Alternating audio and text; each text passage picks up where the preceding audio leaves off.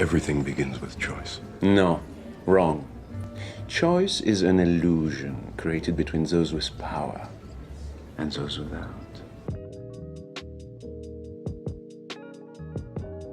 What up, my fellow NBA lovers? This is your guy, Marcellus Ease. You know, with this crazy week in the NBA, sometimes you gotta take a step back and try to look at things from a three-dimensional perspective. There's a lot going on in the league right now, and sometimes an anomaly actually happens. I'm looking at Kyrie Irving, and he strikes me as a guy who's willing to just cut it all off, which is pretty rare. The last time we seen this truly was with Muhammad Ali. I can't say too much with Colin Kaepernick because he did have the financial support of many institutions and the backing of Nike. But Kyrie Irving strikes me as a guy who's willing to risk it all for something more than just this game of basketball. The pandemic starting in 2020 has caused a lot of people to reflect, to think back on what's important in their life. Some of the NBA players have lost loved ones, as we've seen with Karl-Anthony Towns. And I don't think with Kyrie it's a social justice thing. I think it's pretty much more than that. But there are checks and balances throughout the league, just like in the movie The Matrix, to make sure everything is functioning and running. But if you already know, how can I make a choice?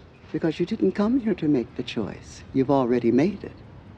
You're here to try to understand why you made it. Now, for those of you who've seen the movie The Matrix, I will be relating to a lot of what's going on to some of the characteristics from that story. Now, I'm not a conspiracy theorist or anything like that.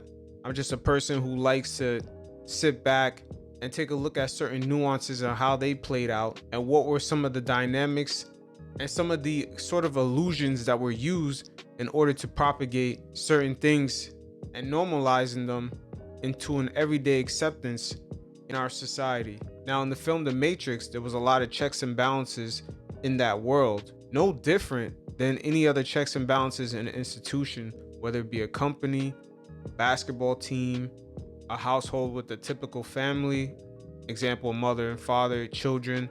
There's a pecking order. In the Matrix film, that world consisted of the same things. It had the architect, the Oracle, Agent Smith, the key maker, the Frenchman. All these people played a role in keeping that world afloat. But most importantly, the Oracle is the most fascinating character, and the archetype of this character plays out a lot every day in our society. And the archetype I'm referencing to is the motherly figure. Even though the Oracle was a program, she had mastered human emotions, and she understood that she had to craft her image in a motherly figure so people could actually trust her words. And her job was to play off the emotions of the humans to give them the illusion of choice. She played off the emotions of Morpheus, of him having a fear of losing the war to the machines. She played off the emotion of Neo for love for Trinity, and then same thing for Trinity. She played off the emotions of her having hope of finding the one. The Oracle never really tells you what to do, but at the end of the day, all the decisions you end up making were guided by her the whole time.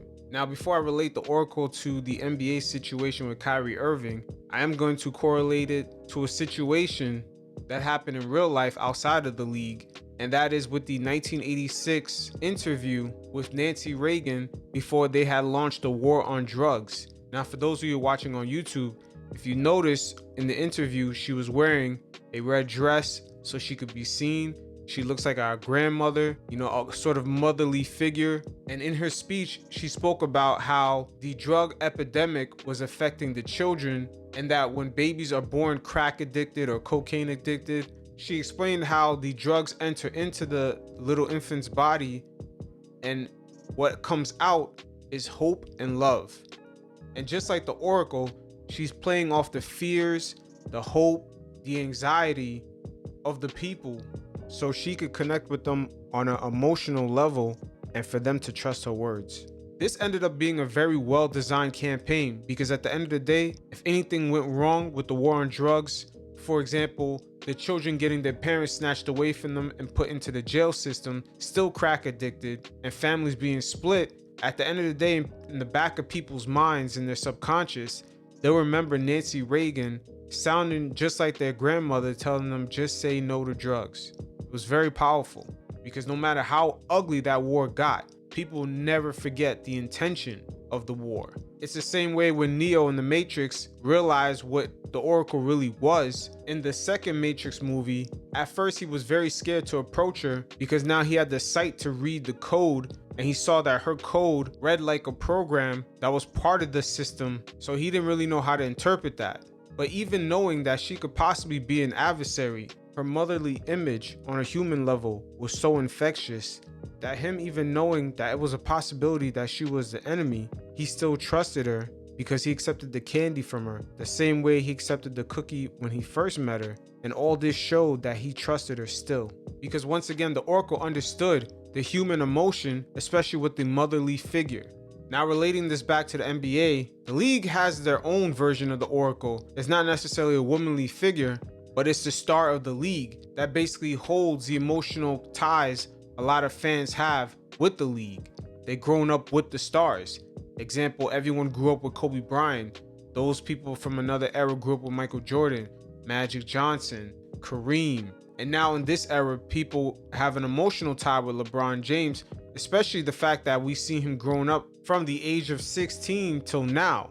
Remember, his high school games were on TV. So a lot of people started paying attention to LeBron James from that point till now. So there is a huge tie, especially as other people probably were around that age or probably a little bit younger. They kind of grown up with LeBron.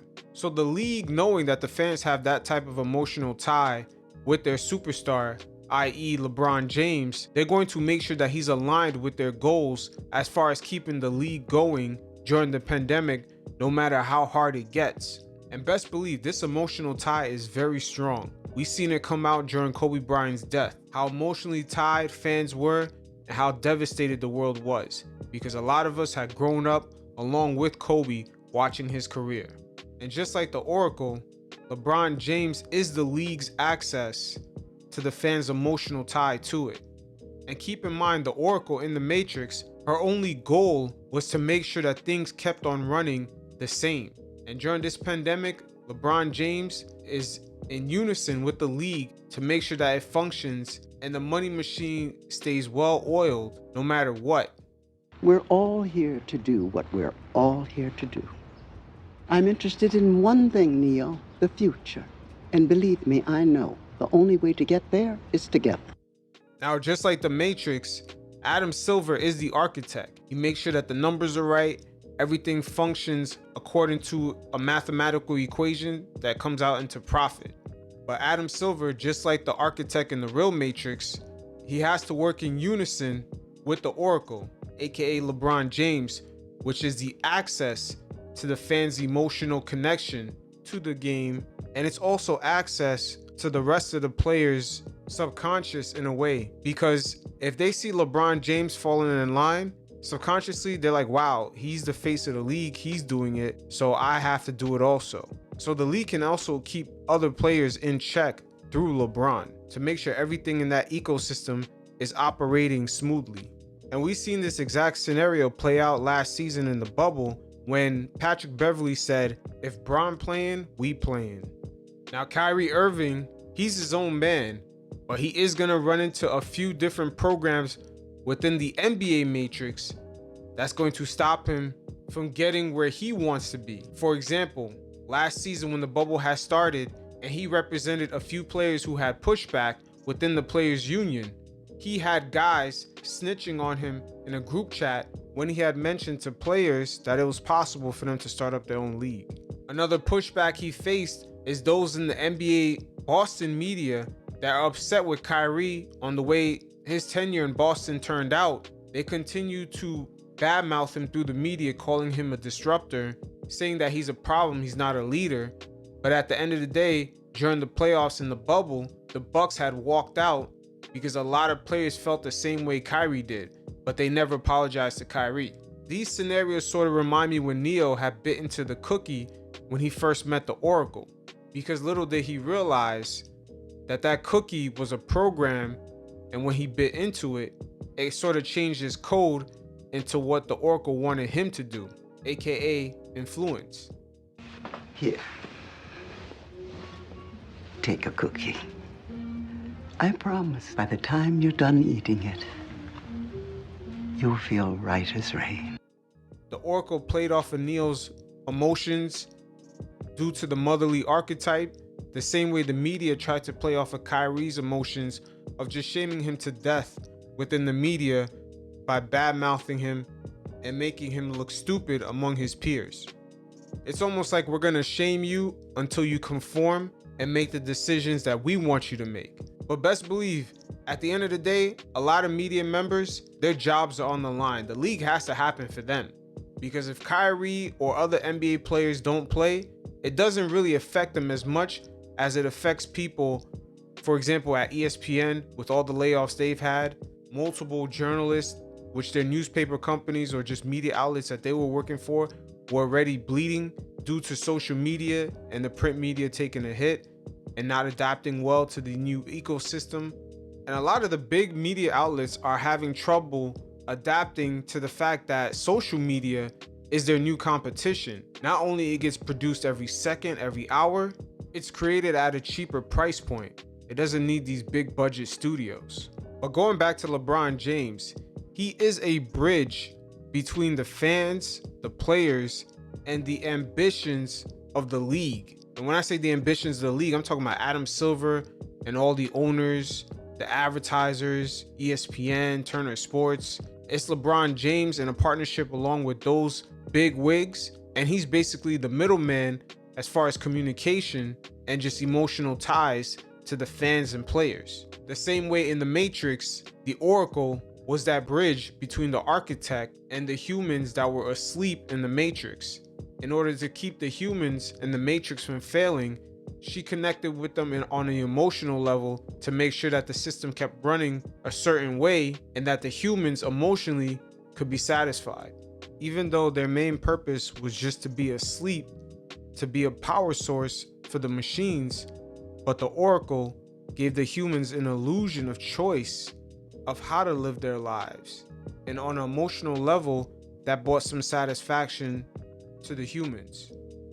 And we've seen a perfect example of this play out last season in the bubble when the Bucks had walked out in the first round of the playoffs. And we heard that LeBron James got into a spat and he walked away because LeBron James was that bridge.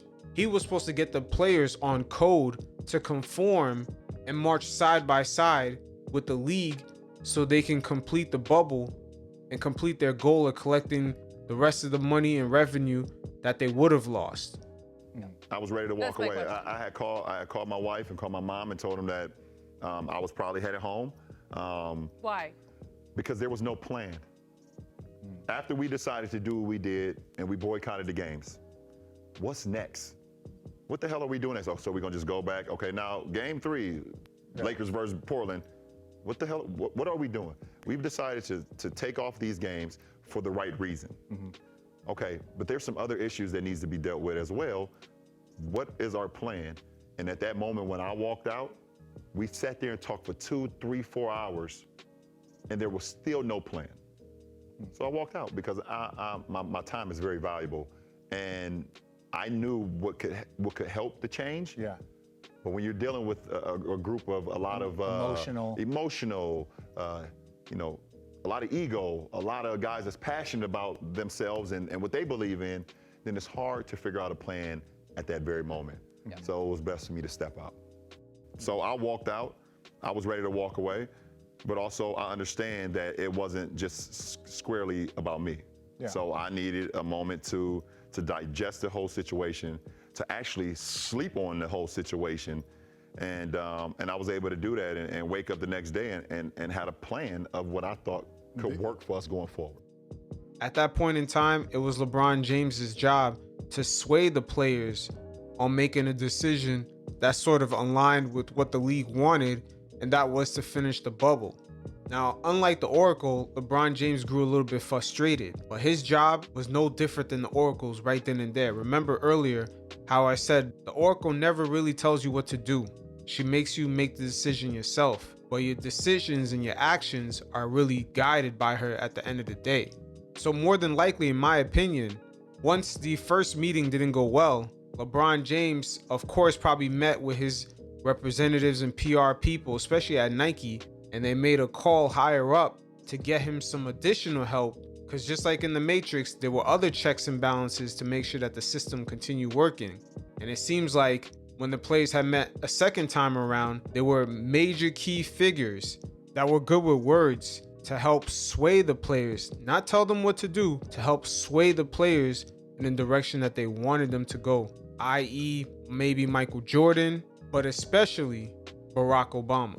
The Milwaukee Bucks credit Chris Paul, Michelle Roberts, the entire NBA, even the owners, everyone came together and was like, hey, like, how can we, and I believe Barack Obama was involved, and like, hey, what should we ask for? If we're gonna stay here in the face of all of this, what should we ask for? You know, it was very interesting because we never found out who actually made the call to get Barack Obama to speak to the players.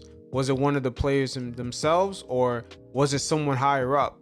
Obama just popping up on an NBA situation like that, that's not some regular shit. I'm pretty sure he has other things to do besides convincing guys to get back to playing a basketball game. It was someone higher up that had a lot of money on the line that made that call. And once again, just like in the Matrix, the Frenchman, who was another character that provided checks and balances within that system, was always trying to explain to Neo and Morpheus that choice was always an illusion. Everything begins with choice. No, wrong. Choice is an illusion created between those with power and those without. So as we see how it played out in the boycott, after being caught off guard by the players walking away, when they came back around the second time, definitely phone calls were made to get people that seemed like they were on the side of the players, but their real job was to kind of sway the players, the same way the Oracle does. Basically figures that had some sort of emotional connection with the players. Because I'm pretty sure Barack Obama, for a lot of the players, and for a lot of people overall, is an inspiration of hope. So they played off of that to sort of sway the guys into making a decision that they wanted them to make a whole time. Maybe the league compromised in a few things that the guys wanted, but at the end of the day, the main thing was for the guys to get right back on the court so the league could collect the rest of that revenue that they were about to lose out on, thus ensuring that they could be stable going into the future. We're all here to do what we're all here to do. I'm interested in one thing, Neo, the future. And believe me, I know the only way to get there is together. But Kyrie, he's a man that's on his own island, and the league right now, they're much more afraid of him walking away from that money and the precedent it may set afterwards. Because right now the league can't even guarantee players safety. They're pulling guys in the middle of games off the court because they've tested positive. The protocols are still kind of in gray areas in certain situations. And now they're going to start telling the players how to be with their loved ones. It's starting to get real murky. But at the same time, the league is trying to portray this image that they have love for the game and it's not really about collecting the dollar, which it all is. There's no other explanation right now. It's getting worse and worse and worse by the day. With the players being out, who could play, they got D-League level guys playing 40 minutes a night. The standings are starting to take a hit. Just the competitiveness overall is starting to change. So why keep going forward? Is because they're trying to fulfill their TV contracts. It is what it is. There's nothing wrong with that. But best believe, because Kyrie Irving is unpredictable, there are checks and balances within the league to sort of sway his choice. The same way like in the Matrix. They're going to use the fans going against him, the media bad-mouthing him. They're hoping on a psychological level, as far as him not earning those paychecks, that the money's going to have a strong hold over him. See, all these things, they're hoping that it's going to influence his decision for him to act right and get in line. Once again, Kyrie's his own man. Guys like that are very rare. And when you're starting to tell guys how to live and be among their friends and family, I would not be surprised if guys like Kyrie, especially after reflecting during this pandemic of what's really important, if he just ends up walking away. It is what it is. At the end of the day, you can't sway certain people on how to live if they're willing to walk away from it all. Just have to make up your own damn mind to either accept what I'm going to tell you or reject it. Until next time, you guys stay safe. Peace.